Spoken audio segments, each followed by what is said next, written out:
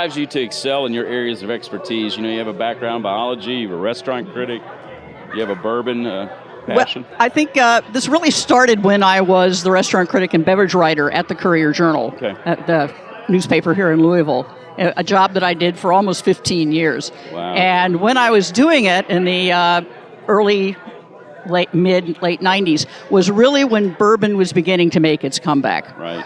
And believe it or not, I actually wrote a column one time to instruct Louisville bartenders on how to make it old-fashioned because I was getting terrible old-fashions all over town. Very hard to think of that now. It's really remarkable. But I was reading the Washington Post one day, and there was an article about this newly acquired and renamed distillery that the Sazerac company had bought called Buffalo Trace that had been the ancient age distillery. So I went into my editor and I said, why am I reading about a Kentucky distillery in the Washington Post? Mm-hmm. This is like the Chicago Tribune writing about the Kentucky Derby, and you're not seeing anything about it in the Courier-Journal. He said, You're right, you have a drink column now. So in addition to my other duties, I now had a weekly column on drinks. Oh, there you go. And I would do news of the industry, and it wasn't just bourbon, but in my quest for a drink of the week, and this was another tough job that I had at the Courier.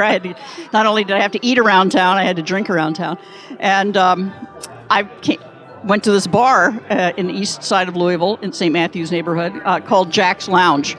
And there was a woman there who was a bartender, Joy Perrine. Unfortunately, Joy has now passed away, but she was 3 years ago inducted in the Kentucky Bourbon Hall of Fame for her contribution to the bourbon cocktail culture. Yeah. And she was making terrific drinks, and I've featured more than one of her cocktails over the years in the paper. And when I was getting ready to leave the Courier, I said to Joy, you really ought to have a book of your recipes. And she said, well, yeah, but, I don't have time to write. I said, You give me your recipes, Joy, I'll turn them into a book. And that's how the Kentucky Bourbon Cocktail Book came into existence. And I definitely admired her creativity and her skill. And I thought this is a woman who deserves a book.